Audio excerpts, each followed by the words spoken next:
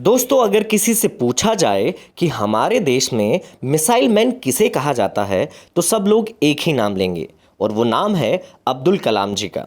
और ये बात बिल्कुल सही भी है। स्वर्गीय श्री अब्दुल कलाम जी भारत के लोकप्रिय राष्ट्रपति थे। साथ ही उन्हें मिसाइल मैन के नाम से भी जाना जाता था। पोखरण में परमाणु परीक्षण उन्हीं के कार्यकाल में हुआ था। लेकिन क्या आप जानते हैं कि कलाम सर से पहले भी एक आदमी था जिसे मिसाइल मैन कहा जाता था। उन्होंने कई सौ साल पहले रॉकेट का इस्तेमाल युद्ध में किया था।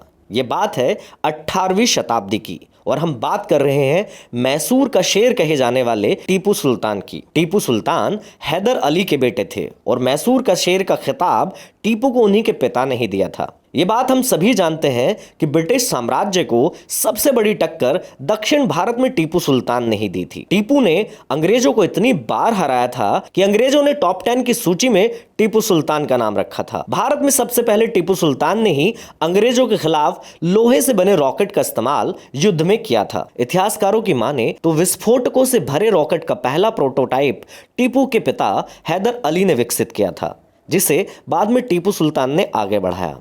इसमें गन पाउडर भरने के लिए लोहे की नलियों का इस्तेमाल होता था। ये ट्यूब तलवारों से जुड़ी होती थी। इनमें से कुछ रॉकेट आज भी लंदन म्यूजियम में रखे हुए हैं, जिन्हें अंग्रेज अपने साथ ले गए थे। टीपू ने इसे स्थिरता प्रदान करने के लिए इनमें बांस का भी इस्तेमाल किया था। उनके प्रोटोटाइप को आधुनिक रॉकेट का पूर्वज कहा जा सकता है। इसमें किसी भी अन्य रॉकेट की तुलना में अधिक रेंज, बेहतर सटीकता और कहीं अधिक विनाशकारी धमाका करने की क्षमता थी। यह रॉकेट करीब 2 किलोमीटर तक वार कर सकते थे। इसी वजह से इसे उस समय दुनिया का सर्वश्रेष्ठ हथियार माना जाने लगा था। माना जाता है कि पोलीलोर, जिसे आज हम कांचीपुरम के नाम से जानते हैं, उस लड़ाई में इस रॉकेट ने ही युद्ध पलट कर रख दिया था। यह लड़ाई अंग्रेजों के लिए सबसे बड़ी हार बनी थी।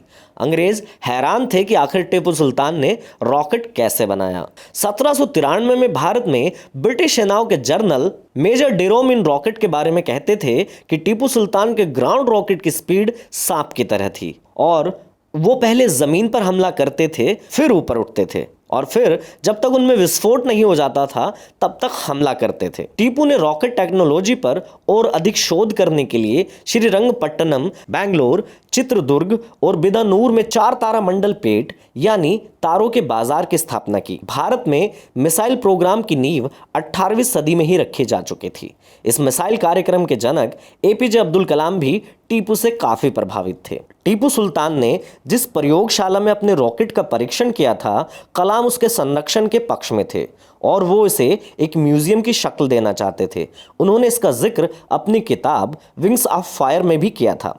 उन्होंने अपनी किताब में यह भी लिखा कि नासा के एक सेंटर में टीपू की सेना की रॉकेट वाली पेंटिंग देखी थी। हालांकि आज श्रीरंगपट्टनम में बहुत कुछ नहीं बचा है जो टीपू सुल्तान और उनके बनाए रॉकेट के बारे में बता सके, लेकिन दुनिया के सैनिक इतिहास पर मैसूरियन रॉकेट की छाप हमेशा रहेगी।